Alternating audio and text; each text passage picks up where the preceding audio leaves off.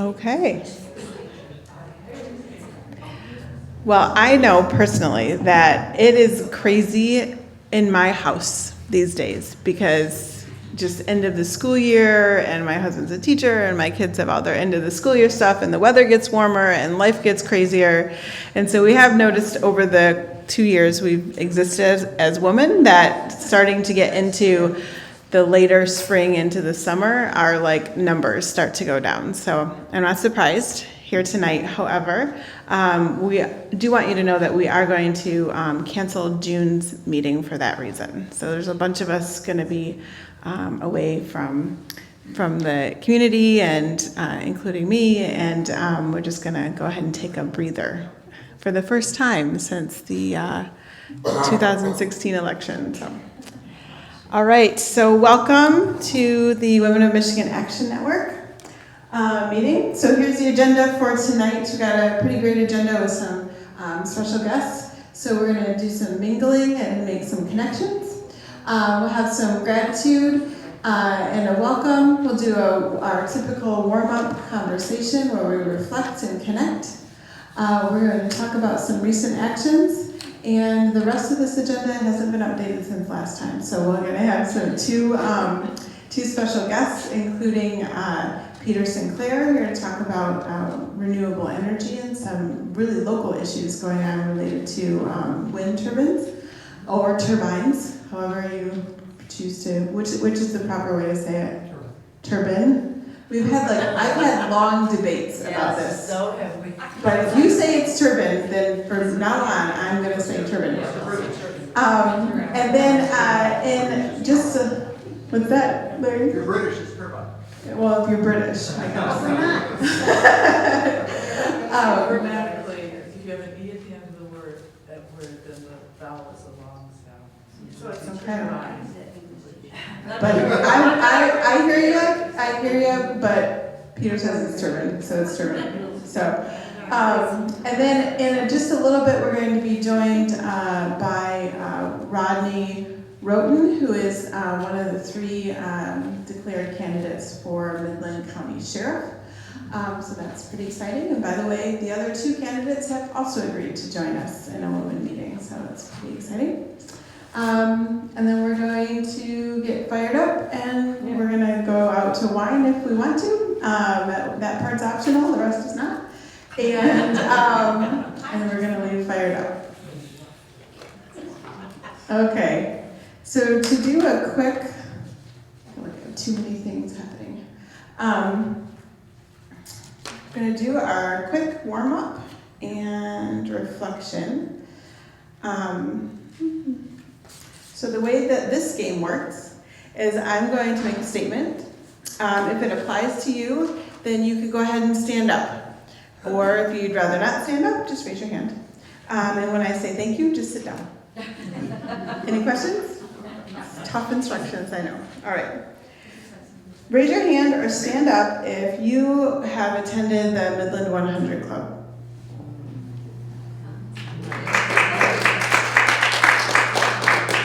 Raise your hand or stand up if you volunteered with Chefs for Shelter House the other night. Raise your hand or stand up if you participated in the Habitat for Humanity Women Build. Nobody in this room? All right, there was a couple folks. Raise your hand or stand up if you attended the Interfaith Prayer Vigil at Blessed Sacrament.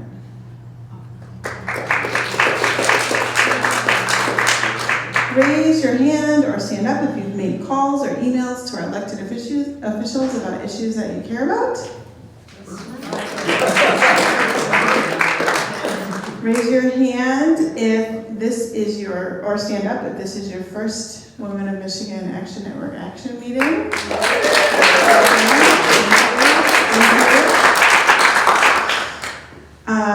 Raise your hand or stand up if you are fired up and ready to go. Thank you. Okay. So just some quick introductions. Sarah Schultz, I'm on the leadership team for the Women of Michigan Action Network, along with Carol Arnowski and our other team members who are not here tonight, Elena Smith, Allison Wilcox and Sherry Marks. We already did some introductions with some other folks, but I'd love the new folks to kind of just, if you're willing, just stand up and give us your name and what brought you here today. Does anyone want to start? Hello, I am Anthony Fegg from Mount Pleasant, and I'm here to say hello to you all. I am running for the 4th District, U.S. Congress as a Democrat. Yay. Thank you. Some other hands over here. Go ahead. My name is Amy Gunter, and I'm a resident here in Midland, and I'm a strong advocate for public education, and I'm just looking for an avenue to be able to support that work. So, wonderful. Thank you, Amy. Welcome. I'm Ruth Sutton, and Cassie got me on a Facebook thing a long time ago. This is actually about the first time I could find a free Thursday night. But I'm an activist thinker, but I don't necessarily follow through like some of you. But yeah, other venues. In other venues, yeah. And she had come to one of our events when we had that thing downtown Oh, yeah. one time. So. Oh, great. Yes. Awesome. All these women things, this abortion thing is just driving me crazy. The LGBT thing in the Methodist Church is driving me crazy. I've been talking about Brown versus Board of Education. It's like, really? Yeah. Tonight I was at and I'm just going, oh God, help us. Well, Ruth, it sounds like you're in the right place. So, Amy and Ruth and Anthony, thank you so much for coming to your first meeting. Hopefully, if you're on Facebook, you can get plugged into our Facebook page. That's the place where a lot of our community building and action goes on. You'll find that this is a supportive group of folks who are just trying to do good things in the community and in our state and in our country. And that includes, as you heard, doing some community service and some other good things, but also just getting our feet on the street when we need to protest what's going on in our communities and in our country. So welcome, and you'll find that this community is just robust. We support each other. I can't even imagine what my life was like before the Women Action Network happened. I've forgotten. So welcome. Okay, hold on one second.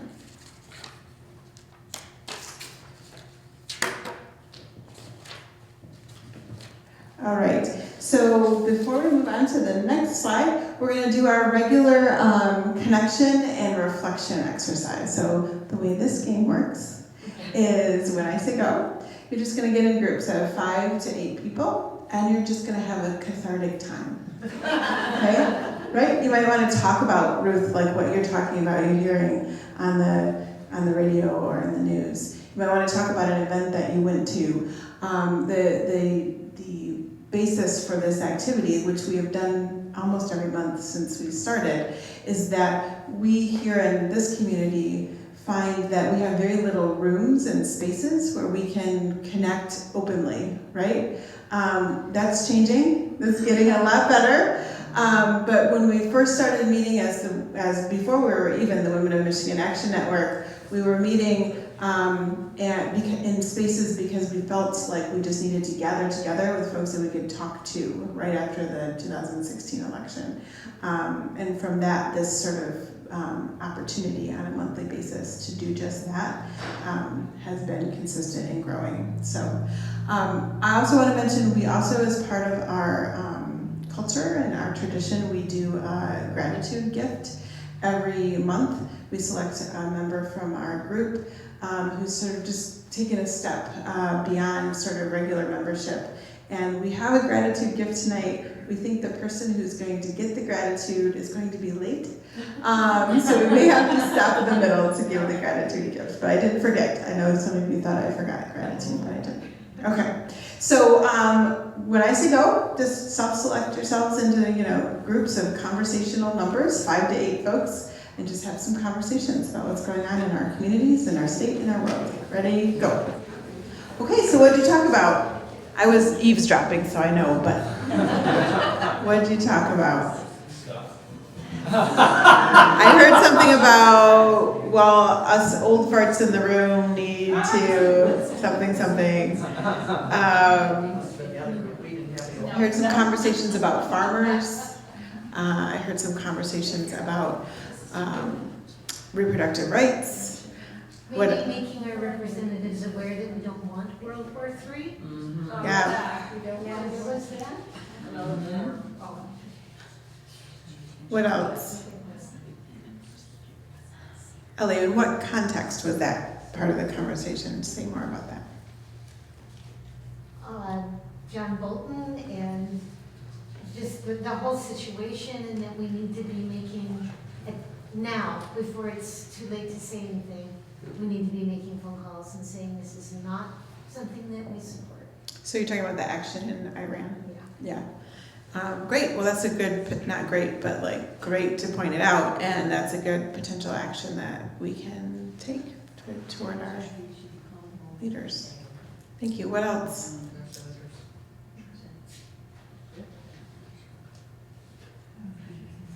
Chris? There was a mention of how younger people are becoming a bit more active for speaking out. And Do you mind repeating yourself? there was a mention by one of the women in our group about younger men in their 20s and so on standing up and speaking out on issues now, having more of a voice to say, they're supporting the voice of women, the rights of women, and similar things. So the young lady was pointing out the activism amongst the younger set, who are still in high school, who are taking people to task over statements they make that are not very aware. So unsupportive. Yeah. Not supportive. Allies are so important. I've been noticing a lot of really amazing allyship on social media lately, and I've been, as a woman, trying to point out when I see men in social media in particular being amazing allies. So that's been nice. What else? We have a good candidate.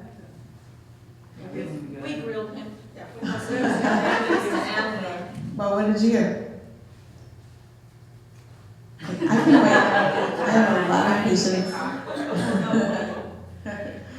I heard that he's really concerned about global, climate change, and the fact that we have to do something now. He's challenging Molinar, so most of us are pretty happy about that. Thank you, Patty. Okay, what else? You didn't talk about reproductive justice at all. Yes. I thought I heard something. Molly, I heard you saying something about somebody you heard on the radio. I was just saying that there was a young woman who was pro-birth, there was a very well-spoken young woman. I don't remember what group she was with, but it was a college-age pro-birth person, and she was amazing at how she was talking about abortion rights, or It's human right. yeah, they were taking it as a human right issue, like she even talked about Black Lives Matter, and she talked about immigration while she was talking about this, and I was like, whoa, that's like right out of our playbook. Strategy Yeah. that's emerging. Definitely. Okay. Thank you, that's good. Good to be aware I think there's something with that particular issue of reproductive rights and so many others. It brings home the importance of the courts, which so often has been lost in the last, 3 or 4 elections, where people have said, well, I'm not going to vote for so-and-so because they're not a pure whatever, but the chasm between the judges that get nominated by a Democrat of any stripe and Republican is so wide now that it literally is taking us, it's going to change us into a completely different country if we don't turn it around. This is the strategy. So be very clear on that. of. Yeah, good point here. One of the things that I've been thinking a lot about the strategy here in Michigan around the recent abortion ban, basically. I keep asking myself, why now, right? And because if the folks who passed this law or tried to pass this law through the House and the Senate yesterday, if they really wanted this law passed, they would have worked on it a year ago, right? Because a year ago they had a Republican governor who would probably sign it, and right now we have a Democratic governor who will veto it. So there's got to be a reason they waited, and I think it's because they actually secondarily want this law to pass, but what they're really focused on is a 2020 election. I firmly believe that that's the strategy, that they want reproductive justice or pro-life or choice or whatever words you want to use to be top of mind during election season, so that seats in the state house, maybe the state senate, depending on what happens with the redistricting, so that those seats are more vulnerable if the topic of reproductive justice is top of mind. And I think about what happened in Alabama, which this law did get passed, and it is going to work its way up the courts, I'm sure. And what will happen is if the laws work their way up to the Supreme Court and the Supreme Court overturns Roe, then we revert back to whatever law is on the books in our state.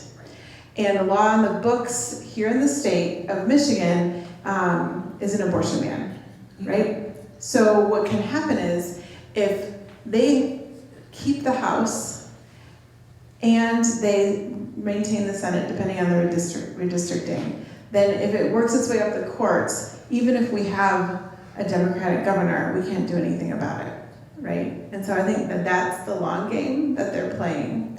So one thing that I have to do and know and think about is not to play into that, right?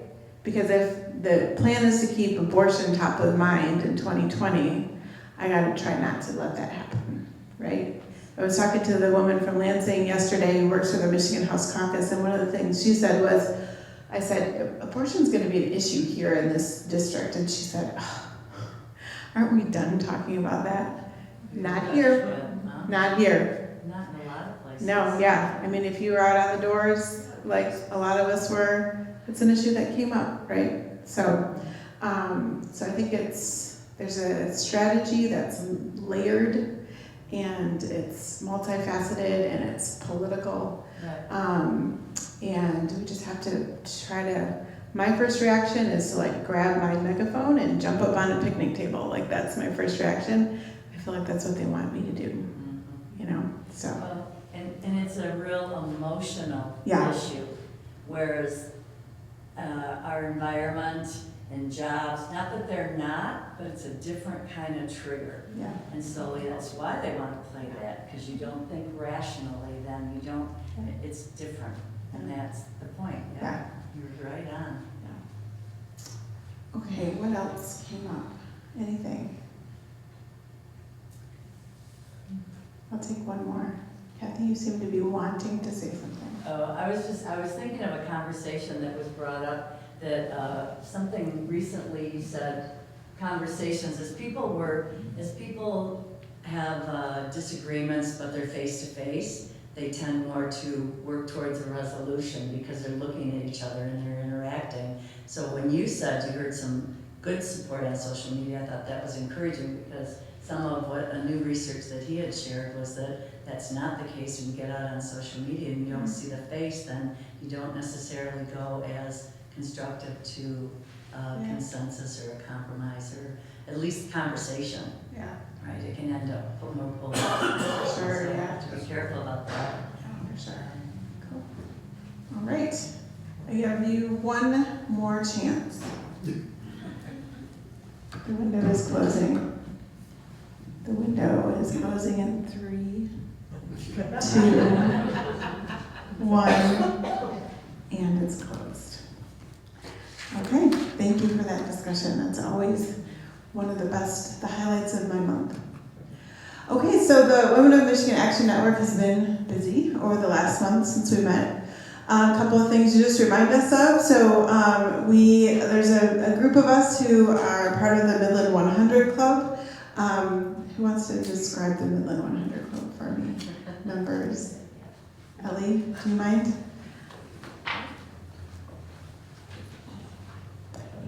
Well, it started out with 100 women, but it's almost up to 500 women now. And they meet 3 times a year. You make a commitment to give $100 each of those 3 times. And different groups come and make their pitch. We hear from 4 different groups who are doing good things in the county and choose 2. Each of those groups then gets a $50 check from each person present, which means that the contribution is significant.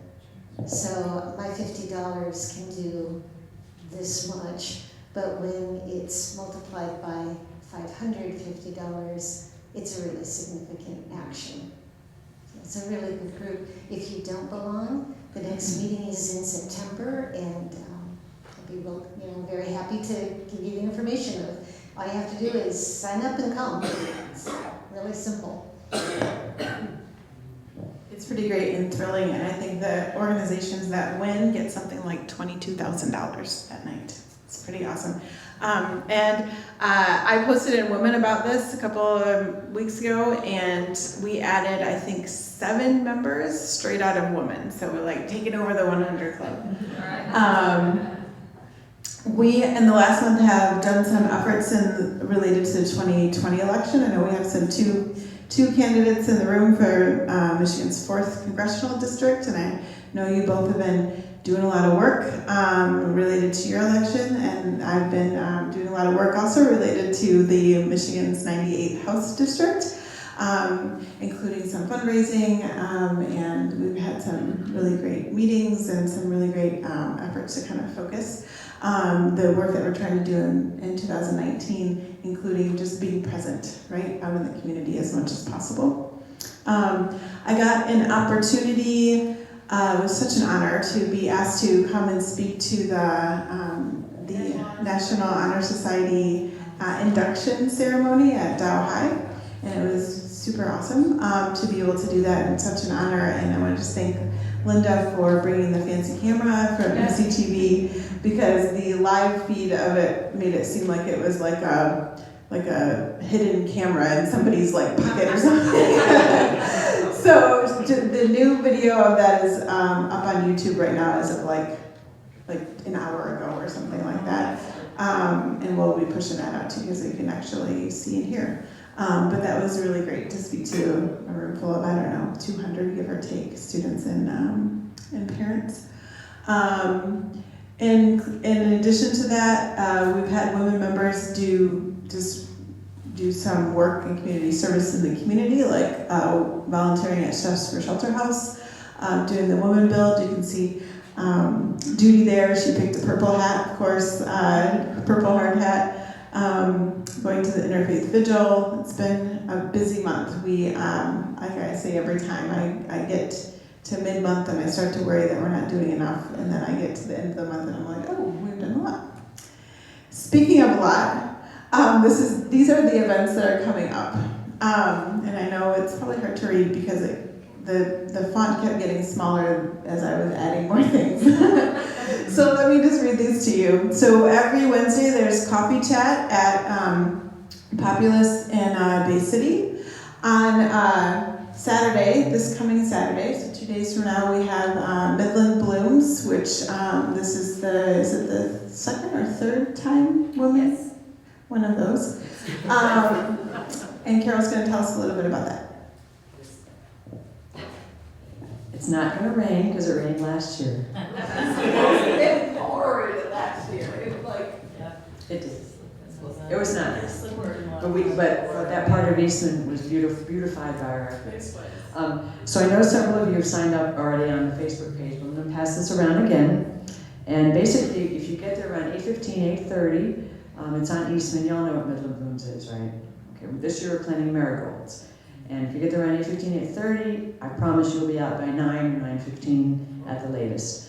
And it's on Eastman between Norwood and Dillaway, right where we were last year. So I'm going to pass this around, and if you're going to be able to come, then take one of the yellow sheets, and then you get a free breakfast after if you're interested. Okay? And it's fun. It is fun. Even if it's raining, it is fun. But it's more fun if it's not raining. Yeah. Also on Saturday down in Detroit is the Michigan Democratic Party Legacy Dinner and luncheon with Senator Amy Klobuchar. And there's a group of us that are going down to that. We're going to plant flowers in the rain in the morning, and then we're going to jump in a car and go. I'm not sure how that's going to work, but we're going to go down to Detroit and listen to Amy Klobuchar at a luncheon, and then stay for the fancy legacy dinner there. So I think tickets are still available, and you can jump in our car if you want. Jennifer Ringel wanted me to remind y'all that the on Monday night there's a Midland Public Schools board meeting at 5. At 7, and she's been organizing. There's a sign-up sheet on the Women Facebook page, organizing folks to just go to the board meetings. We love to have 2 or 3 people there. You don't have to speak during open comments, but we want to keep the board members there knowing that we're still paying attention, right? We had that big action a couple of months ago related to some of the issues around racism, and just speaking our truth and having parents there to speak their truth about the experiences that their children had in the schools. And we just want the board to know that we're still paying attention to what their response is going to be. Also, on May 20th, Peter's going to talk about an action that we can do related to the wind energy issue in Merrill. So stay tuned for that, but that's Monday night. On May 22nd is Equal Pay Day down in Lansing. So Equal Pay Day is the day that women have to work into the following year to earn the same earning as a man. And there's going to be an event down in Lansing related to Equal Pay Day, and Governor Gretchen Whitmer is going to be speaking at it. That's sponsored by AAUW, right, Carol? It's by the Michigan Equal Pay Coalition. Okay. And it's not actually Equal Pay Day, it's just an actual Equal Pay Day was in April. The legislature was not in session, so this is kind of the thing. This is the event related yeah, to the it. event related. But yeah, Gretchen's going to speak and several of the legislators, so. Okay. If anybody's interested, we'll carpool, just let me know. Awesome. Okay, it's getting to be parade season. Yay! So everyone loves parade season. So the first parade is Memorial Day Parade. It's the 27th. For the Midland Memorial Day Parade, we cannot get an event in the parade, or we cannot be in the parade as women like we were 2 years ago. We believe that what we did 2 years ago caused them to tell us that we can't be in the parade, which is basically like to have 70 people marching with our group. They never said we couldn't have 70 people, but they did say it's due to construction. their excuse, yes, the excuses they give us is that there's construction. However, they have the little Shriner cars running around during the parade, so I don't understand how we can't go because of construction. But there will be a Midland Democratic Party float, car in the parade, and a couple of folks, including me, going to walk with the car. And what we would love to have is folks who are going to go to the parade anyway to kind of be in the parade route and to say yay and clap when we walk by. So if you're able to do that, or if you're in the parade, if you're going to be watching the parade anyway, that would be awesome. Also, on Memorial Day, later in the day, is the Sanford Memorial Day Parade, and the Midland County Democratic Party has a float or a car in that, and they still let as many people as want to go to be in the Sanford Memorial Day Parade. So if you're itching to be in a parade, Sanford is your option on Memorial Day, and it would be awesome to have a great big number of folks walking down the street in Sanford, representing women, representing, our values, all of those things. Can we wear the Sarah shirts in the parade? Yes. In the Sanford one? Sure. Sanford, Laura's question was, can we wear Sarah shirts? Sure. Sure. Sanford, anything goes, right? Sanford's good. You can throw Tootsie Rolls in Sanford, and Midland you can't throw Tootsie Rolls. It's like a whole, so all these rules that are really just okay.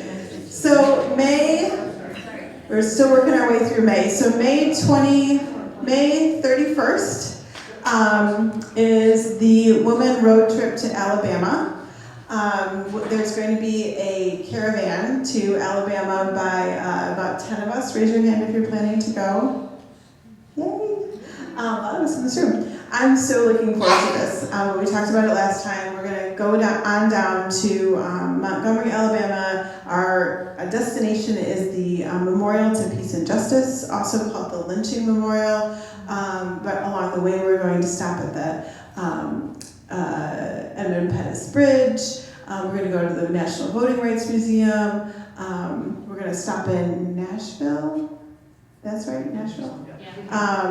And it's going to be super fun. So if we could add another car, it's just a caravan, right? So we've got 2 cars that are full. We could add another car if we wanted to. Let us know if you want to go. Questions about that? Okay. Backing up here. And then there is, okay, so on June 8th is the Arc of Midland Run Walk.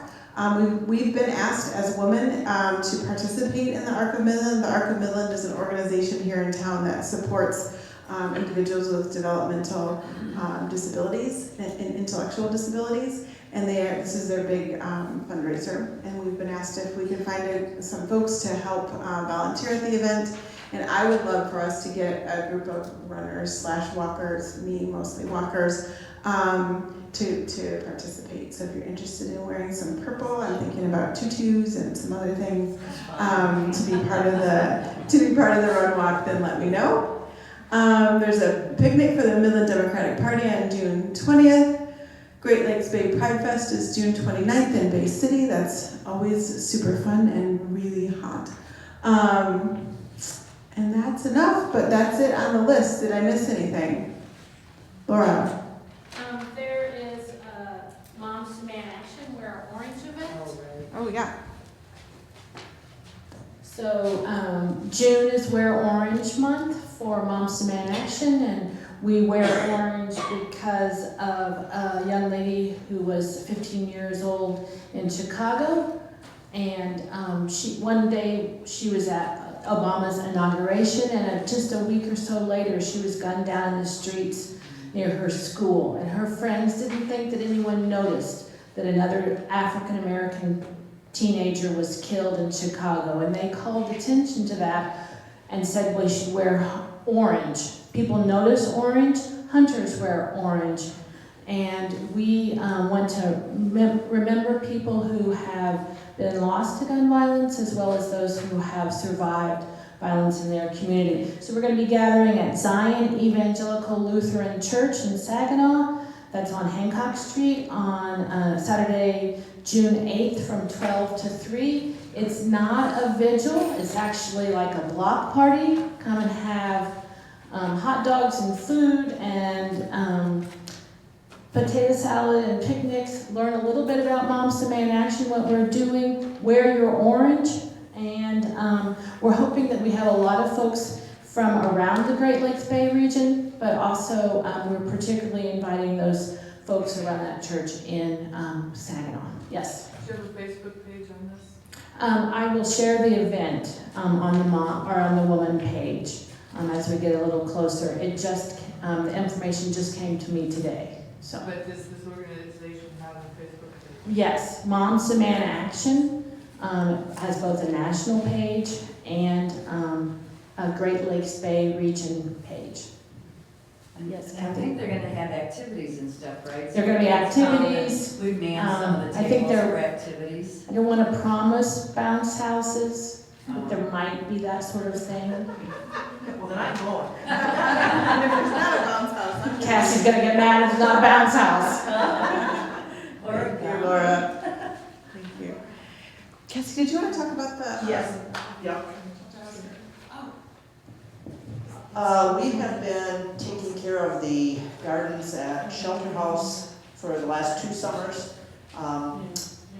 Even though they're building a new building, they would like us to do that through this summer as well. So if anybody is interested in helping with that, just let me know, and we do a message group and plan to meet and sign up for watering when we get dry spells and so forth. It's not a lot of work, but they really appreciate having the front of their house look really nice. So if anybody's interested, see me about that. Cassie, you've been working on that for years. There's one more activity. Yeah, only two.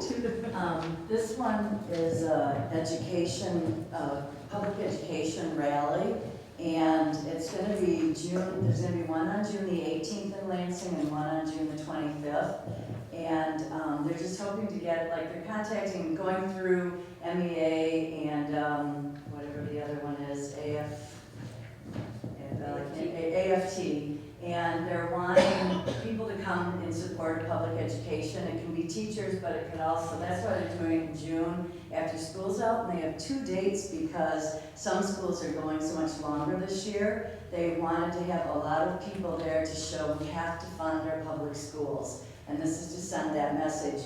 Now, one of the other things, I was hoping to have more of these postcards for this meeting, and I thought, well, I couldn't gather them, but I'll bring them to June. But now they're not having June, I don't know. Maybe people could even just do their own postcards, but what they want is they don't want you to send the postcards, they want someone to gather the postcards, and we'll take them to the rally.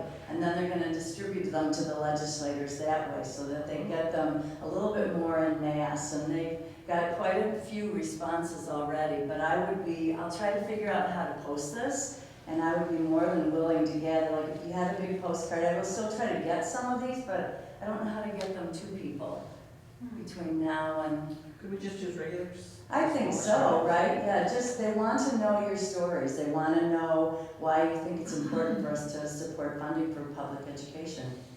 So I will be going. I'm not sure if I'm going on the 18th or the 25th or both, but I will definitely be going, and I would love to take a bunch of postcards. Okay? All right. Thank you. We can figure out like a pick up, drop off. Yeah, that's what I was thinking. Yeah, I would appreciate that. Cool. Okay, anything else? Good. All right. Peter, is 15 minutes okay? Yeah. Okay.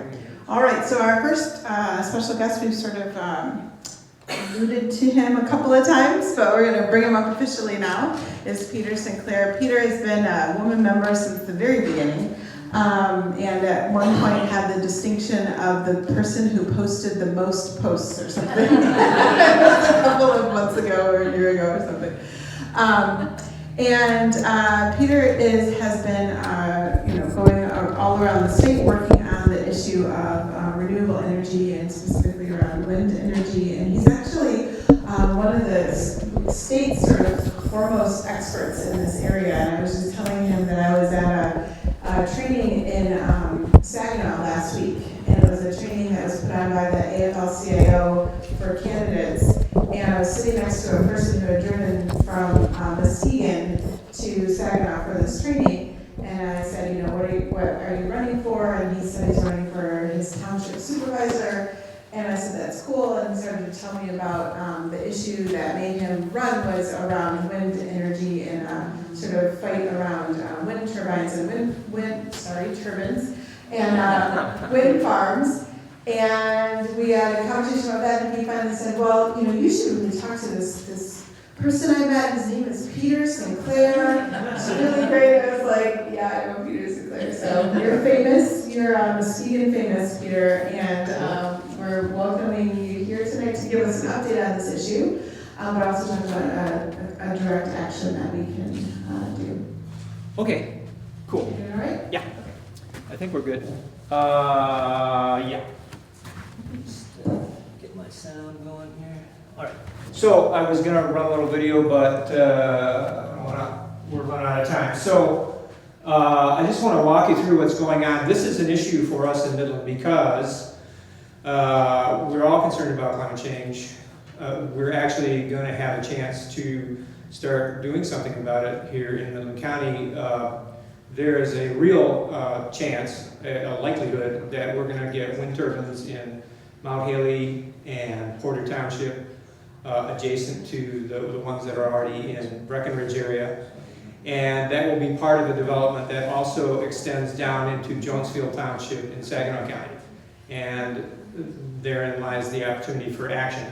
But I just want to bring you up to speed on what's going on, because Michigan is kind of becoming nationally significant in that we're overcoming some opposition and some resistance to deploying renewable energy, and we're starting to really get some good traction. I was up in Coe Township last October watching one of the last turbines of a new development go in over there, the Pine River development, which is, for the moment, the largest wind farm in the state. And significant because these folks have spent the last 8 years watching the experience over in Breckenridge area, and basically people to the north, to the south, to the east, to the west are all saying, hey, that looks pretty good, and they're opting in, and we're seeing more of this stuff being built out in mid-Michigan. So that's pretty exciting. So the state of the industry is, according to Scientific American, wind energy is, they say, one of the cheapest sources of electricity and getting cheaper. Actually, it's more than that. This is the graph from Lazard, which is the international accounting firm that keeps track of the price of new electric generation. And if you look here, you see that wind is the lowest priced electricity in the United States. If you're building new electricity, wind is your lowest cost option. Solar, moving up fast on the outside. Gas has some advantages and is still somewhat competitive, but everybody knows we have to move away from gas. And so even the big utilities like Consumers Energy are now saying, we're not going to build any more gas plants. We're going entirely to renewable energy over time. So this is, I point out, this is unsubsidized. So every energy form has subsidies. This is with all the subsidies stripped out. Wind is beating everything right now. So don't let anybody fool you on that. Wall Street Journal points out that wind and solar are getting more than twice the investment as nuclear, coal, gas, and everything else. And again, from the Massachusetts Institute of Technology, wind and solar represent the lowest cost. Wind is big news in Iowa. I'm going to race through this a little bit. It's helped keep their energy prices down, and so big tech companies are moving there to Iowa in droves because they want a world-class power grid, which they're finding there, and they want 100% renewable energy. And this is the message for us here in Michigan, because our big frontline companies like General Motors has a 100% renewable energy goal. And so it's incumbent on us, if we would like to keep them as corporate citizens, to get with that program. Big example here is a company called Switch, which recently moved to Grand Rapids area because they needed a lot of energy and they wanted 100% renewable, and because we have robust wind development, we could get that for them. And so they brought $5 billion investment and 1,000 jobs. So when people talk about the jobs from renewable energy, we're not just talking about iron workers and electrical workers and road workers and solar installers and wind energy technicians. We're also talking about jobs that won't come here if we don't have renewable energy, or won't stay here and grow here if we don't have renewable energy. This is very important for those of us that want to keep our kids from fleeing the state. Dow Chemical is actually a huge buyer of wind energy. They are running their Freeport, Texas plant, which is the crown jewel of their operation. It's the largest of its kind in the Western Hemisphere, and running completely on wind. They chose wind over gas in Texas. Okay? Yeah. So, and they say that that will give them a long-term competitive advantage. A lot of reasons for that, mostly because we don't know what the price of gas is going to be 5 years from now. We know what the price of wind is going to be 100 years from now. So that's a huge advantage. Bean counters, love that. Around the state, the counties that have the most wind, and this is where it kind of, we bring it home a little bit. Gratiot, Huron, and Tuscola, in the time period between 2011 and 2015, saw their tax base go up 38%, 34%, 26% respectively. So that's money for schools, roads, emergency services, seniors, libraries, you name it. These folks are well funded. And the state average during that time was 1%. And a lot of counties went negative, as you can imagine. So I want to turn real quickly to my friend Sarah Mills. Sarah is a researcher at the University of Michigan, rapidly gaining a national reputation for her studies of the relationship between wind turbines and their rural communities. She's going to talk here just briefly on education, the effect on schools. And I also interviewed Dr. Jan Amsterberg, who is the superintendent of the Gratiot Isabella district, which benefits from the turbines down here in Gratiot County. So you'll see both of them here. So the same thing is true on schools. If you're just able to maintain services, that's more than what a lot of local governments across the state are able to do right now. Just because they have the costs for keeping the schools operating is increasing, but their revenues aren't necessarily increasing. So being able to maintain services or introduce new services, hire more teachers is just something that that most local governments in the state don't have the luxury of doing, that in places that have wind farms, they have been able to maintain, if not improve, some services. What has the impact of the local wind development been on the local school districts? The wind development has been significant. It's allowed us to keep program funding roughly the same level, and we haven't had to decrease funding as other ISDs have had to do in economic downturn. It's allowed us to keep programs whole. Been a lot of benefit to our local communities.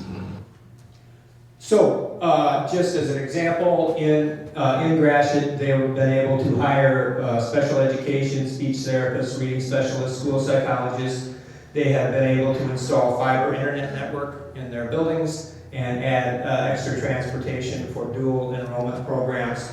And this is the most exciting thing I've seen in the last few months. The Toledo Blade reported that in Ohio, they went to a district where they've had wind turbines for a period of time, a decade or so, and they've actually measured what the impact on those students has been of the improvement in the schools. Students have been graduating, and more have scored in, more students have been graduating, and more have scored higher in accelerated categories for achievement since the revenue from the wind farms began coming in.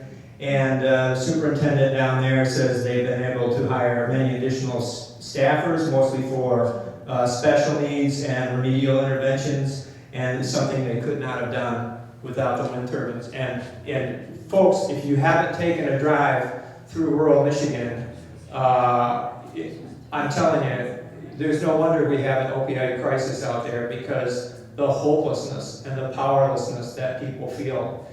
But when you go to these communities where suddenly they are, instead of, when you turn on a light switch, instead of money being vacuumed out of your community, it's coming into your community every time. That brings power. Money brings power, and it brings people choices, and it's keeping young kids on the farm, and it's keeping farmers on the land. And I think if you've been watching the headlines, it's only getting tougher to be a farmer in the Midwest. So these folks need all the backup they can get. I'm gonna skip. This is my 31st year. No, I won't. This is Doug Merchant. He is a 30-year assessor and township official in Gratiot County. I'm just gonna let him speak to what his experience is. This is my 31st year as an assessor. As far as the wind turbines coming into the community, we have, I have not seen any differences with the community. It's generated revenue. The townships have been able to go out and do more road projects, fire projects for their communities, which it's helped the taxpayers because it's reduced their millage rates. At the time that the wind turbines came into Bethany Township, we were going through a recession at that time and values were down. But over the past few years, we have seen a 5 to 10 to even higher percentage increase per year in home values going up. We've had homes that have just been built within the last 2 years right next to turbines. On the same parcels. We're seeing that the public is accepting these for what they are. Okay, so how much time do I have? 5 minutes. Okay. I'm gonna play to you. I recorded this in Isabel County at the courthouse in January. There was a meeting of the County Planning Commission to consider a use permit for what will become the largest project in the state, a truly enormous wind project up there. And a lot of people, a huge number of people got up to speak in favor, but the guy that brought the house down was a simple farmer from Rosebush, Michigan, John Fabian. And I think when you hear what he has to say, you'll see why. The sound is a little bit poor, but I have captions there, and I think you'll be able to catch his meaning. Hello, my name is John Fabian, 6531 East Vernon Road, Rosebush, and my family is in support of this, and probably for a different reason than anybody in this room. See, in 2004, our son Eric Fabian is an 18-year-old United States Marine, was sent to the country of Iraq, combat duty in a region called the Triangle of Death, and after 7 months of combat, he returned. He still has physical and emotional scars from that duty. And the reason we all know these men were sent there was for energy in the form of crude oil. And 15 years later, we still send our young people to the Middle East for crude oil. And projects like this that create the energy right here that's going to be used here, not put in a tanker and sent around the world. These are the projects we need. And so if Apex is willing to partner with our family and put a windmill or wind turbine on our property, we're willing to do that, so maybe it will keep some other family from seeing their son or daughter sent to these foreign lands for energy when we can produce it right here.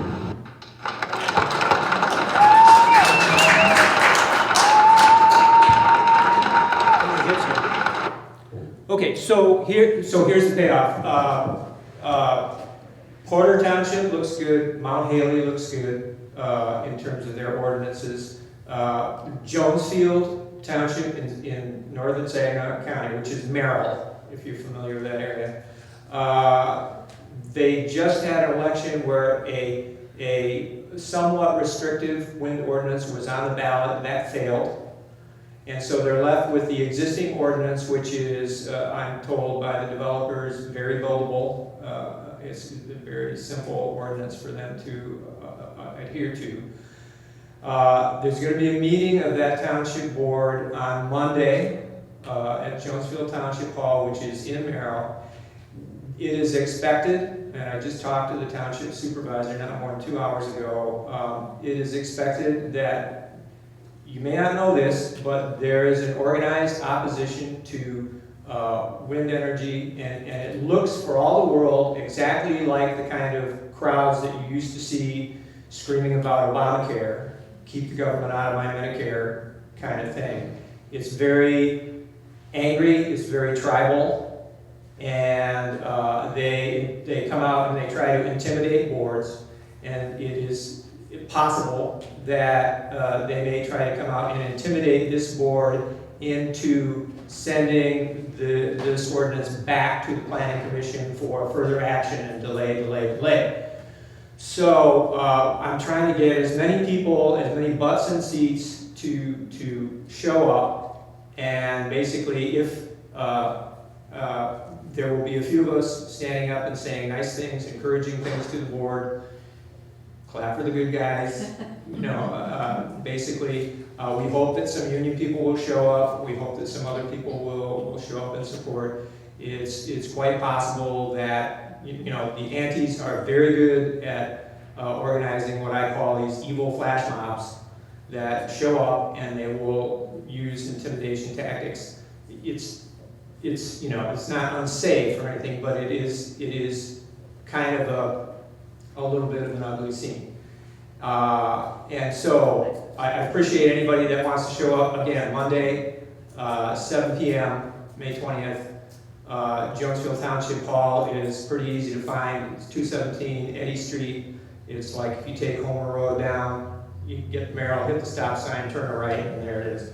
So appreciate anybody that wants to come out. I'm going to go there and make some kind of a positive statement. And there will be opportunities for 3-minute statements.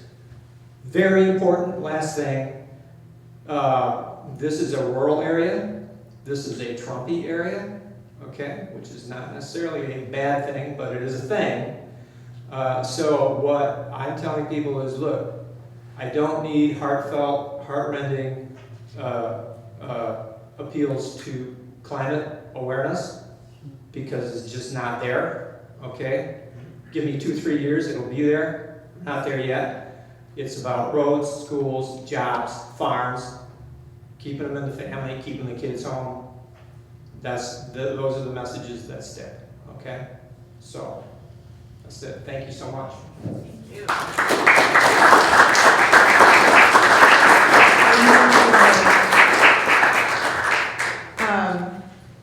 This issue has gotten national attention recently, right? Because the person who currently occupies our White House has said that wind turbines cause cancer, right? Cause cancer.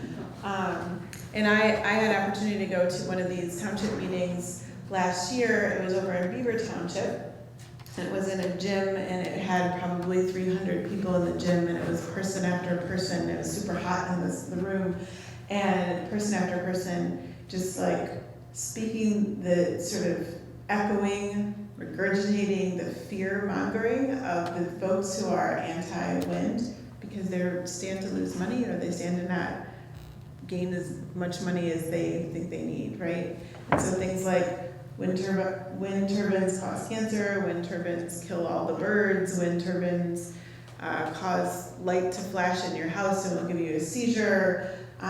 Wind turbines decimate your house and property value without any sort of scientific or any proof behind what they were saying, and people believe them. And there's a lot of angry people in the room. So when I heard that this opportunity to go to the township hall there and just be a presence for this issue in a room that might be contentious. I thought it was perfect for women to go and do that. We're really good at that, being a show of force in a contentious space. It's sort of what we were made to do. So if you're available and free Monday night, we're gonna figure out a way to get a group of folks out to Merrill. Awesome. Thank you so much.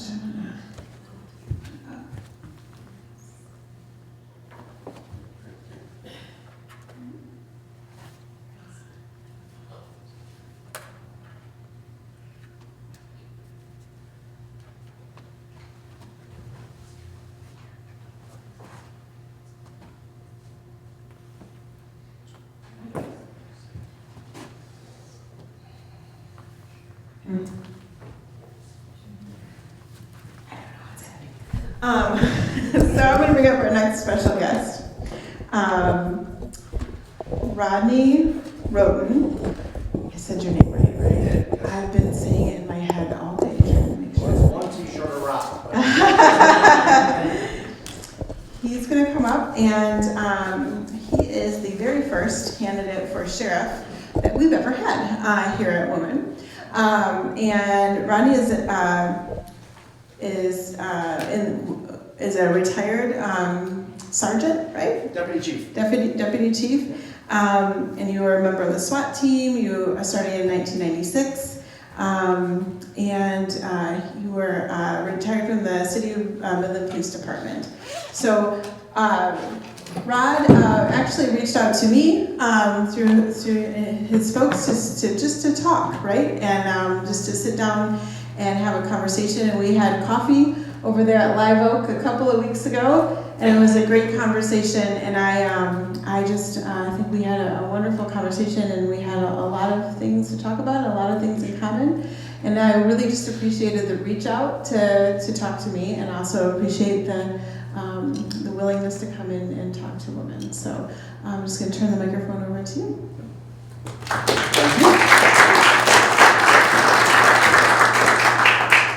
I appreciate the opportunity to be here and speak in front of you all tonight. I'll be 100% honest. This is my very first, I guess you want to call it formal or informal, talk about my candidacy for sheriff. So one of my key words on the part was, it's leadership, experience, authenticity. So being authentic, I didn't prepare anything formal. I just wanted to come, give you a little background on me, tell you a little bit about me. If you've read the paper, you saw that. I'll go maybe at some repeat. If you didn't see it in the paper, you'll learn about me. And then, hey, let's just have an informal discussion and let's talk about things. Maybe you have some questions. Where am I come from? What are my stances? And what am I going to do? And why should I be the next sheriff? So when I first got the invitation, my good friend Andrea Foster said, hey, you're going to speak at the women's group.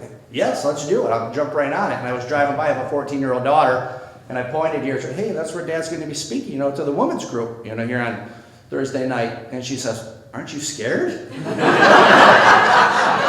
I said, absolutely, I'm scared. But if I didn't do things I was scared of, I would have had a terrible 25-year career in law enforcement. So that's the thing, you got to take the courage and put one foot forward and go for it. So I said, I had a fantastic 25-year career in the City of Midland Police Department, and I started in 1993. Prior to that, I lived in Livingston County. That's where I grew up, the Heartland, Brighton, Howell area. I'm a Heartland graduate. And after high school, I went to Michigan State and graduated there in 1992. And when you come out of Michigan State, I was there for criminal justice. I had a distinct advantage going to college. I knew what I wanted to do from day one. Some people go, they're 2 or 3 years in, they're still trying to declare, what am I going to do? I knew always that law enforcement, police officer, was what I wanted to be. I'm the first one in the family. It's not generational. It was just a calling, something that I was drawn to. So after Michigan State, you don't come out state certified, you have to go to police academy. So I went to the Mid-Michigan Police Academy at Lansing Community College, and I graduated out of there, and I got my first real police job in the city of Perry in Shiawassee County. And I was patrolling the mean streets of Perry for $5 an hour. Take that back, $6 an hour. So I would have done it for free. I was so excited to be out there on the street. But I threw applications out, and I got a call, application service said, hey, Midland's hiring. They want you to come up and interview. So what do? Anybody else do? I pull out my right hand. Where's Midland? Okay, I had no clue where Midland was. Look it up. So, hey, let's go there. And my plan was to come to Midland, get a job, get some experience, and move to bigger, better, more exciting places where you're shooting all the time. You're breaking down doors. There's chases, Detroit, Flint, Pontiac, to go there. I got here. There is no place better. It was fantastic. I fell in love with the community. I've been now in Midland over half my life. This is my home. I'm not going anywhere. So it was just a good fit, great place to raise a family, and I had a fantastic career. And I started in '93, and I worked my way up through the ranks. I started as a police officer, and I was a police officer patrolling the streets. I bounced from days to nights, working both shifts, getting a taste of it all for 12 years. After that, I decided, you know what, I want to try for a promotion. So I went for sergeant, and I got sergeant. And what the sergeant's responsibilities are, they're responsible for those that are working on the streets at night, the shifts. So those are underneath me. If there's anything that goes on, they report to me. Any fires, any citizen complaints, any questions and concerns, I would handle that because the chief's home sleeping in bed, at 3 o'clock in the morning, so I'm the one that answers all those questions. So that was from 2005 to 2010, I was a sergeant. And then I got promoted to lieutenant. And the lieutenant then oversees all the sergeants in patrol, sort of that chain of command, your span of control spreads out. And I had a fantastic time as lieutenant, but that was short-lived. That was 2 years. And then when Chief Block was, chief, he had a little assessment with those that were interested, and I was offered the deputy chief of police. And as deputy chief, I took full command of the police department in the absence of the chief. So that ranged on either from patrol issues, citizen complaint issues, which were very few. We had very few citizen complaints at the City of Midland Police Department, very few.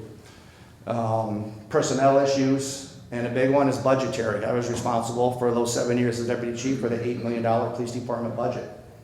So I didn't get into police work to do numbers, and then when I'm sitting behind my desk as deputy chief, I'm thinking, what am I doing? You know, I'm not a numbers guy. I'm supposed to be out on the street, but I learned it, and I enjoyed it quite a bit. During that time on the department, I joined the SWAT team in 1996, and proud to say that I was the longest tenured SWAT team member in the history of Ben. I was on the SWAT team for 17 years. So that was very enjoyable, and half of those years was either in an assistant team leader or a team leader position. So, and I bring it up and say that because I was 25 plus years at Midland PD. For over half of my career was in a command or leadership type position at the police department. It was just one of those responsibilities. I relish it. I liked it. I like to develop the officers. When I was a patrolman, I took on responsibility to be field training officer. So when new people are hired, they send them to me to train them how to be a Midland police officer. I was firearms instructor, driving instructor, any type of instruction you could do, I got involved in because I enjoyed that. I enjoyed the teaching, I enjoyed the molding, I enjoyed, it's something, hey, we got a darn good Midland police officer here, and I had a hand in doing that. It was something that I was drawn to and loved to do. So 25 years starts to come to a close, and the way our pension system works, I'm thinking, I don't want to go. I'm not ready to be done. But the way the pension systems work, if I stay on after 25 years, now I'm working for pennies on the dollar. I'm losing money actually to go to work, once I get my 25 years in. So I knew that Sheriff Stevenson was not going to run. And then I started to think to myself, what should the next face of the Midland County Sheriff look like? Who should that be? The citizens of Midland County, they deserve a proven, experienced leader. They deserve somebody who is ingrained in the community, who believes in giving back to the community, who's very community involved. And they need somebody who's going to listen, and who's going to be transparent, who's going to be held accountable, and show some high integrity. The core values of the Midland Police Department are service to community and integrity. And I've lived by those for many, many years. And I started thinking around, why not me? I can do that. And it's in my blood. I want to do it. Let's go for it. And talk to the family. Got full support. Talk to Chief Block. Absolutely, you should go for that. Full support, although he can't endorse because of what his position is. But yes, absolutely, you should do that. So here we are now. So I'm going for it. I want to be your next Midland County Sheriff. Little more background on me. I am married. I turned 50 years old. That's another reason why I want to keep going. I just turned 50 in December. Way too young to be retired and not do anything.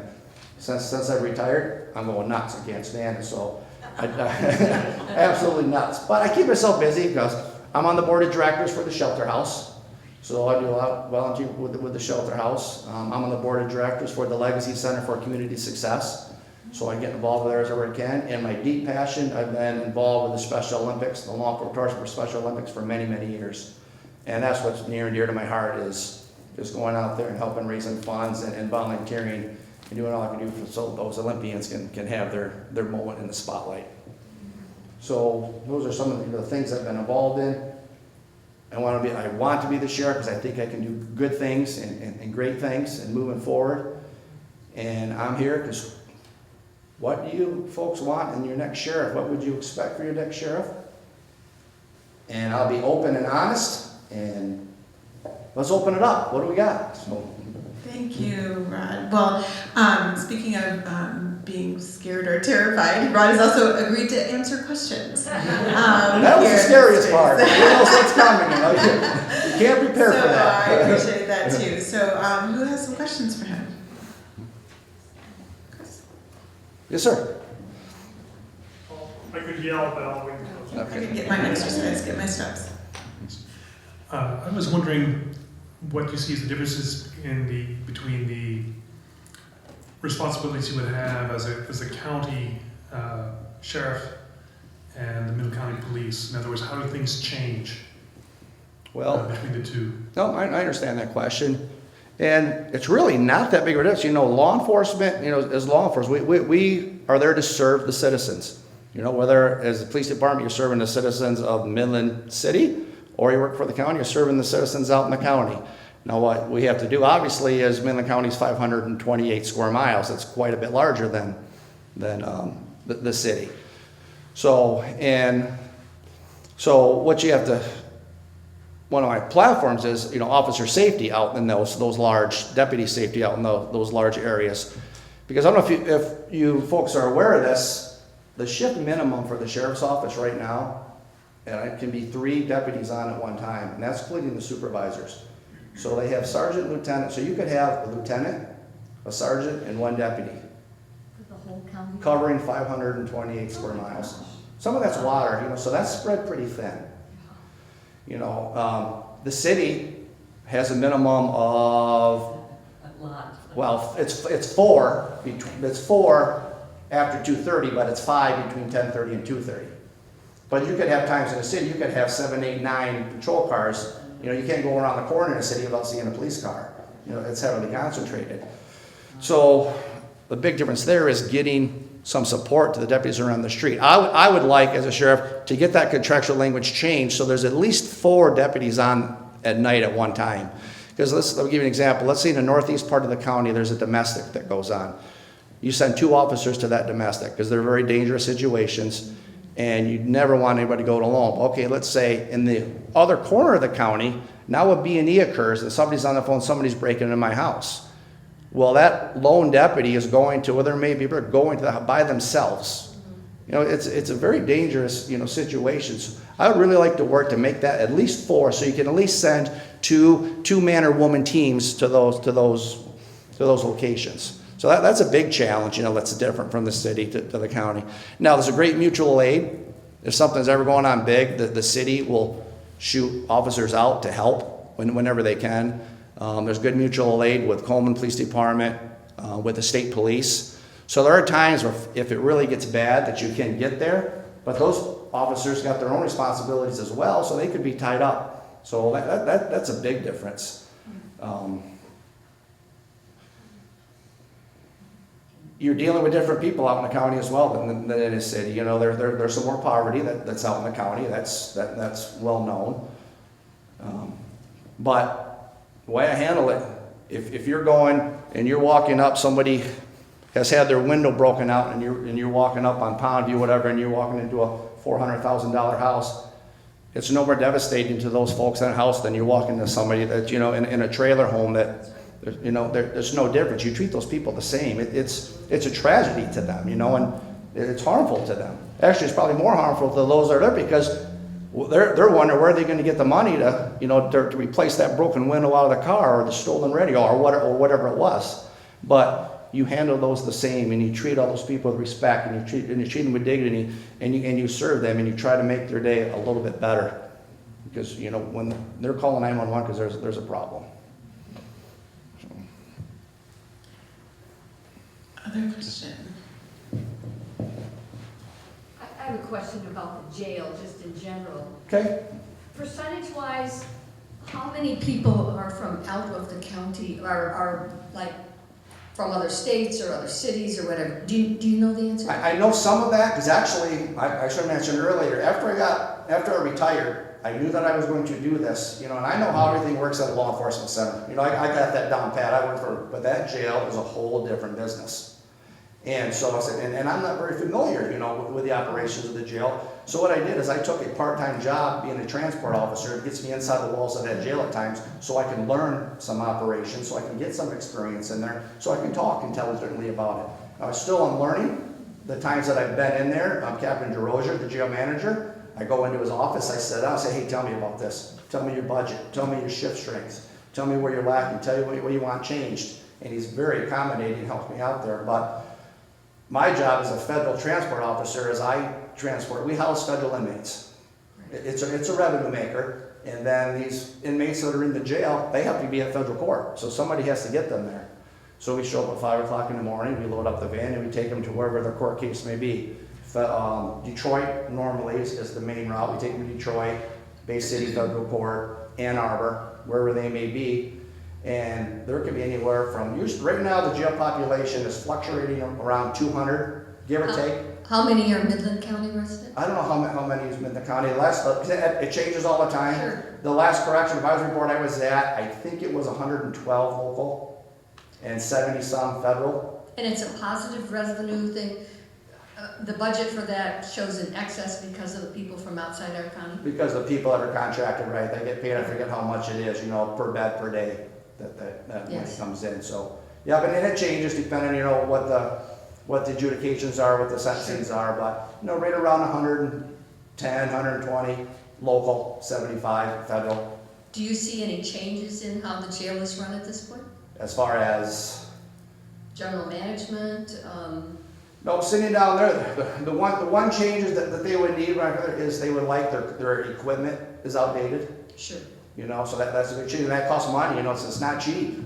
So they need, they're dealing with, 30-year-old, safety equipment, trainings for cell extractions, tasers, stuff like that. Everything to avoid going on there, because the old days, you go on there with a club and you thump on them, and you beat them into submission to get them out of the cell. You can't do that today. You just can't do that. It's not right. And you got to get them out there, safety, but you have to take the corrections officers' safety, in consideration as well, because these brave men and women, their lives are on the line too, because they're inside that jail, and when things go bad, they have to get it handled under control. So we need to equip them with everything that we can to make sure they go home at the end of the day. The good news is we don't seem to hear much about what goes on in the jail. I think that's good. And it is good, and it is well run, and I can tell you this, being the federal transport, going around the county, walking to one of the Wayne County jails. Oh my gosh, it's terrible, that's the Taj Mahal here in Midland, clean, smells good. It is not like that in Wayne County. It's terrible. So it's a very well-run jail. It's very well kept. And when the inmates know they're going to Midland County, they actually are happy. All right, we're going to Midland. We're getting housed in Midland, not in Wayne County. So it's run very well. Other questions? So I'm not really sure how to phrase this question. I was at a gathering of some African American citizens in Midland recently and heard about one very specific terrible incident, racial incident, and others were intimated with respect to the Midland Police Force. So I guess my question is, within the Midland Police Force and then within the Sheriff's Department, is there any kind of training going on around that? Is there any kind of work being done so that this racial profiling, it's probably a rare occasion that it happens, but it happens. And I'm not going to say that it doesn't happen. And what are your general feelings about that? And does it exist? Do you hope to bring it into the county? When we've had incidents coming, complaints like that, say, hey, I've been racial profiled, or you're pulling over more African Americans, or doing that, we keep track of that stuff, and because when you pull somebody over, there's a warning box. You slice their card through, and it brings them up, and we keep track of, gender, race, and we keep track of how many African Americans were pulled over, how many, Caucasians were pulled over. And when the complaints come in that there's a imbalance in that, it never proved to be true. It doesn't occur. But I will say this: if any of those complaints come in there, they're jumped on and handled immediately. It's not taken lightly. I believe that if an incident occurs, then that person should be held 100% accountable. And let's see what the severity of it is. And diversity training is a must. And I bring it, and that's part of my platform, is to get diversity training in here. Absolutely. Now, do they get that on an annual basis? They don't. It has not been there. There has been some diversity training, but it's not on the regular training because it's infrequent, that occurs. So they don't see it. What they see, there's so much of a training budget, that you have, so many dollars, and those dollars go into, firearms training and defensive tactics training and life saving stuff like that, legal update trainings, things of that nature. But I absolutely 100% agree that diversity training is a must, and we need to do it. And I would bring that in. And that's in my platforms, yes. Would you mind holding the microphone? Oh, I'm sorry. That's okay. We were just wondering how many women are involved, how many African Americans are involved in the police department in this? I mean, as far as employees? Yes. We just hired, well, in the last round of the police department, just before I left, they were hiring 4, and 3 of the 4 were women. Unfortunately, during that, one of the women were washed out because we do very extensive background checks. One of the women was washed out. Unfortunately, she was a rock star in the interviews. They loved her. They wanted her. There were just some things that didn't meet up to par, which that's okay. You know, that happens. The sheriff's office just has a female in training right now. She's the one female that's on the road for the sheriff's office. So it's been a while since there's been females on the street, but that's because we don't get a lot of female applicants that come in. In the city right now, there is Pam McKenna. She's on the Honor Guard. She's one of our Honor Guard officers. Tanya Lobsher is a detective sergeant. She has rank back in the detective bureau. Who am I missing? Jen Aldrich is also. There's 4 females with the city, and 1 on the road for the county. Now there's more females in the jail. But road patrol for the county is 1, and they just went through the hiring process and hired her then too. So. What about people of color? And for the county, I don't believe any. For Midland City, 1. That's Sergeant. He has rank. It's Sergeant Corey Armstead. But then again, too, we don't get the African Americans applying, to Midland.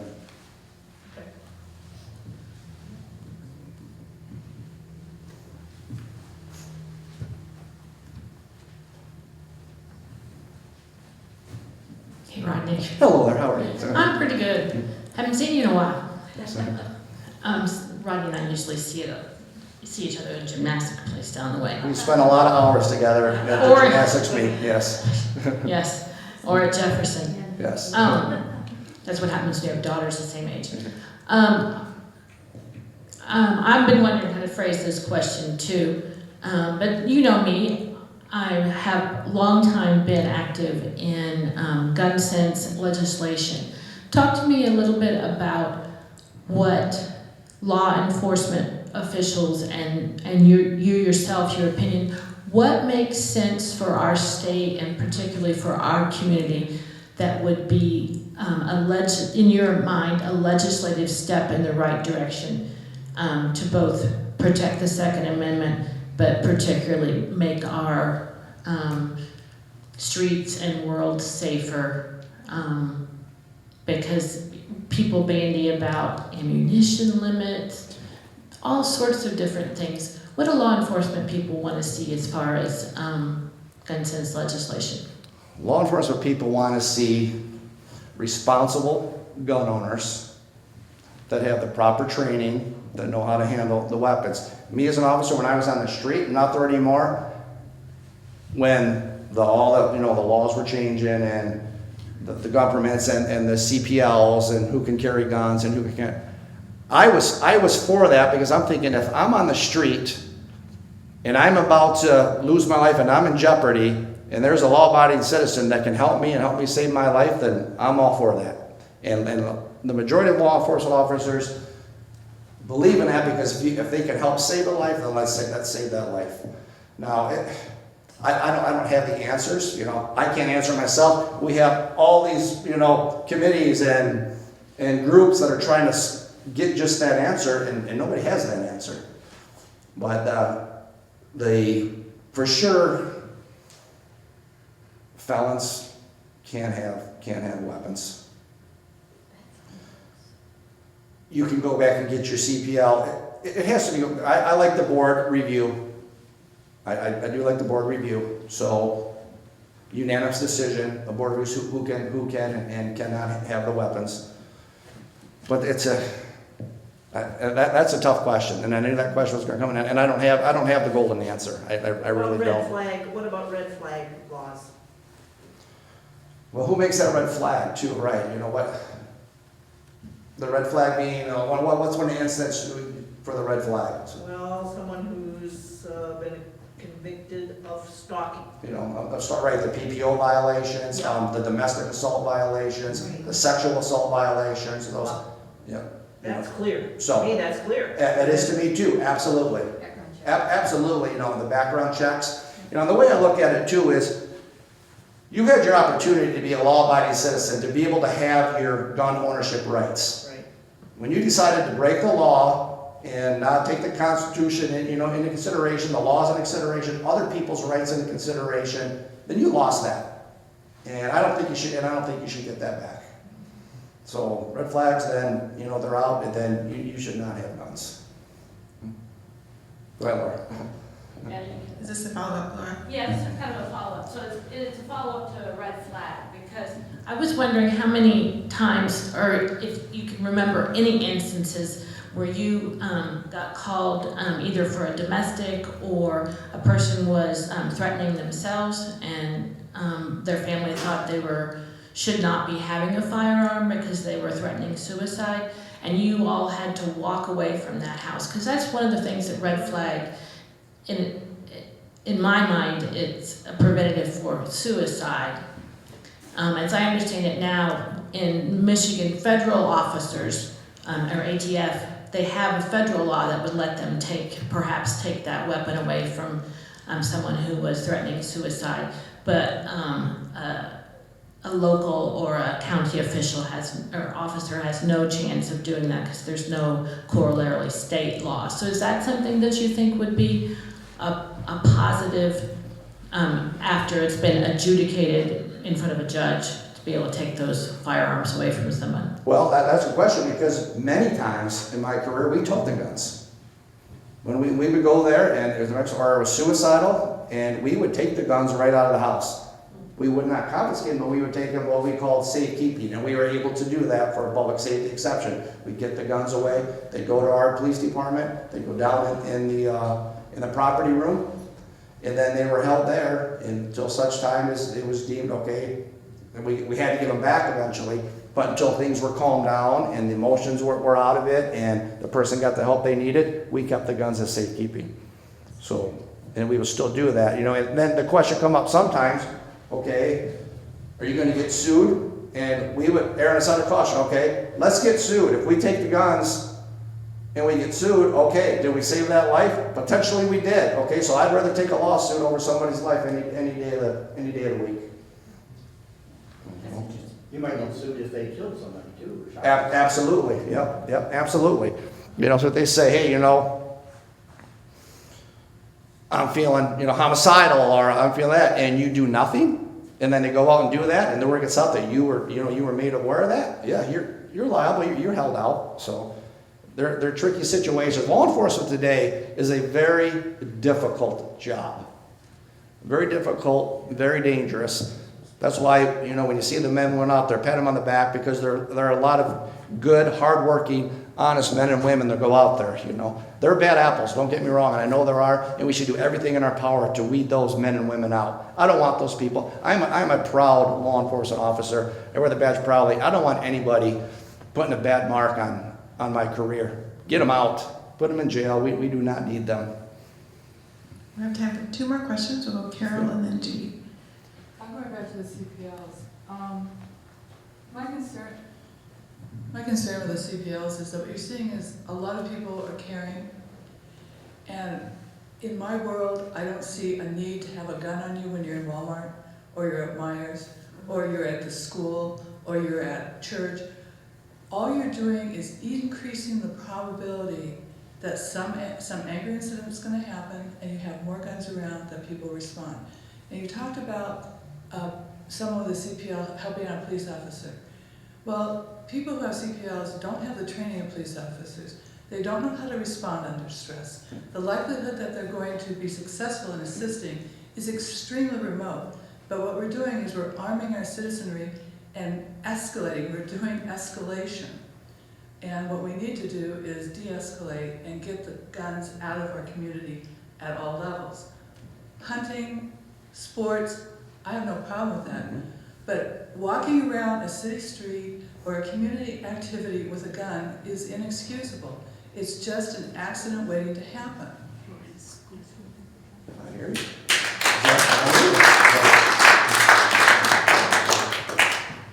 Oh, I will also say, both my son and his fiance both carry and his CPLs, and we argue about this all the time.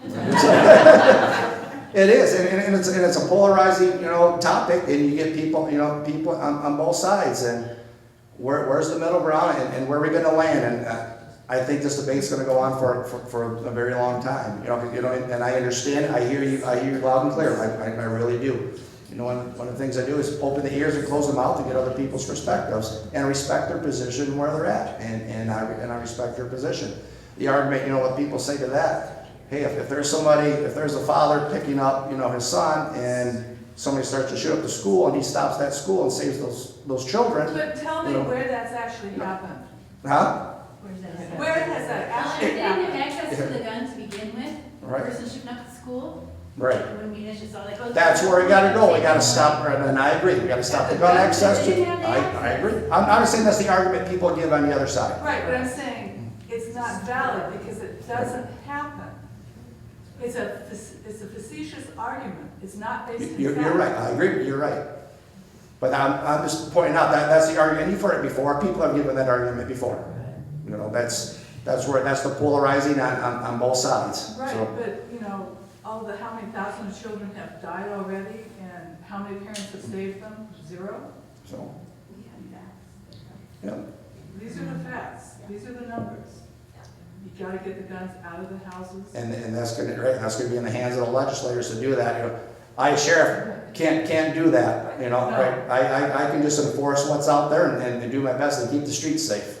But speaking about CPL, speaking about the guns out of the home, speaking about de-arming our citizenry is something you can do. So, are you? Well, the statistics in general across the board show that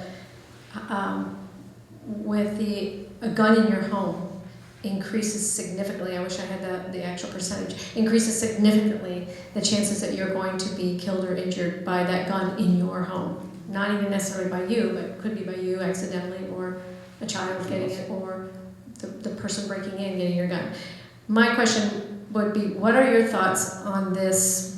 I'll hold judgment. What are your thoughts on teachers carrying guns in the classroom? There should not be guns in the classroom. There should absolutely not be guns.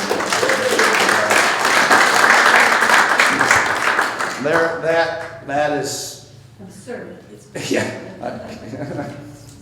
The potential there is just unbelievable. The potential of harm that they could go. Especially if those that are there that know that gun's there. Yep. They know it's there. Sure. So they don't have to go looking, to find a gun. They know where to get it. So, yes. Okay, well, thank you all, and thank you, Rod, for coming. Thank you. I appreciate it so much. We're honored that our group was your first public speaking It sure was. engagement. Hopefully you'll have many more to come. Okay, so that was the end of our program. Oh no, it's not. Oh, never mind. So there's another slide that I can't show you yet. I could, but the TV's not working. That is our homework for the month, actually the 2 months, right? So we're hoping that you'd think about doing 3 things, and I'm going to put this up on the Women Facebook page and when I get home tonight. The 3 things are, 1, it should be easy and doesn't cost anything except for a couple of seconds. If you have, particularly in this year, if you have political candidates that you are in favor of and support, one of the things that we can really do really quickly that really helps in different facets is to support them on social media, right? So, it's one thing to see the post and read it and be like, cool. And it's another thing to like it. It's another thing to share it to your friends. It's another thing to ask your friends to share it too. And it's free, and it takes a couple of seconds. And if we can start to sort of do that as like a response, a regular response when we see posts, just that can be very powerful. I'm finding out when I'm talking to folks in Lansing and other places that people follow engagement on social media. They'll say like, this candidate got this much social media engagement last week and this one only got this much, and those kinds of things lead to more support later, right? So, and it's super easy. And it's super easy from the people in the party, from the people who are like influential in lots of ways. So I'm asking, right? I'm not saying which candidate in particular that you might want to do this for.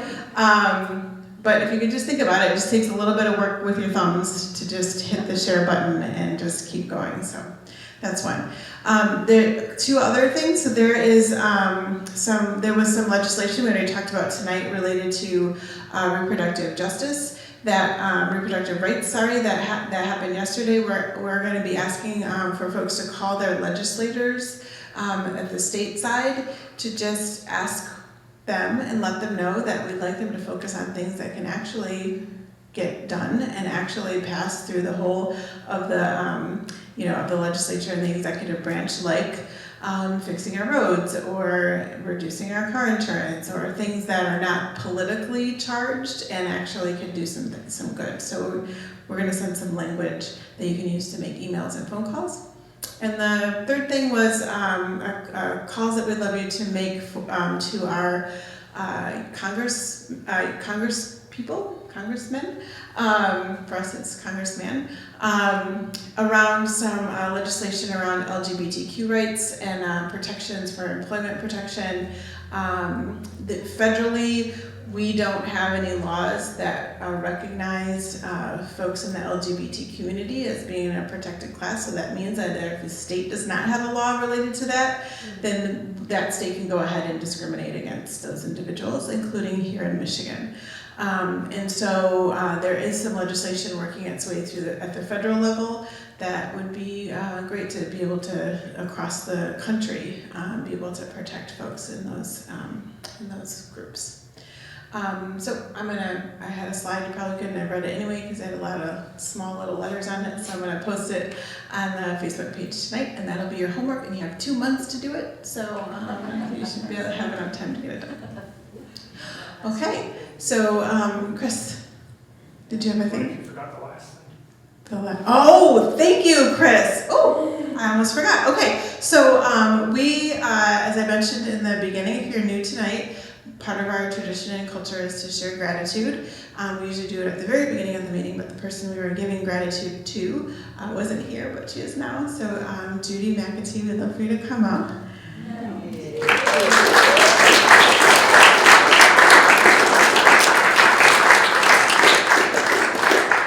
Judy, it has not gone unnoticed how you are leveraging women in such amazing ways.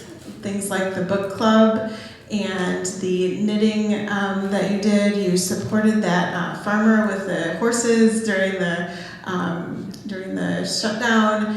Judy's a great example of folks just in the woman group noticing what we can be doing better in the community and then just leveraging the power of women around it.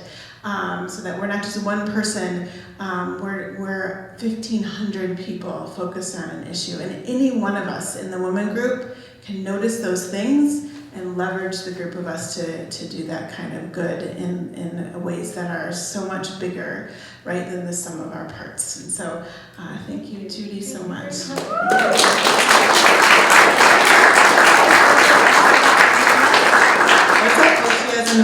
We are getting ready to give our knitting the nests, which for those of you who don't know, we've been knitting for bird rescues. They need nests, and we're ready to present them. We were able to keep it local. There's a bird rescue lady here in town. Her name is Carol Schreiber. She's already got 3 nests. Yep, and we're giving her half of those, and then there's a place downstate a little bit in Michigan that is desperately needing our nests, so we'll be splitting in between them. You can keep knitting, and if you have any, I'd like to collect them by early next week. All right.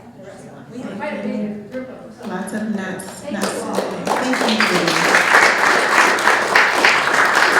And thank you, Chris, because I would have forgotten. I was this close to forgetting, so thank you. Okay, so before we leave for our month now, 2 months of work and action out in the community, what do we have to do? Get fired up. So how this works, for those of you who are new, is we stand up, we get our bodies ready for the action ahead. And Carol, we're back to the paper ones. I was going to take a vote. Do you want to do the phone or do you want to do this? So we're doing this. We'll do this. Okay. We tried something like newfangled last time, but we're going back to the old school. Okay. So when I say fired up, you say? Ready to go. All right. Fired up. Ready to go. Fired up. Ready to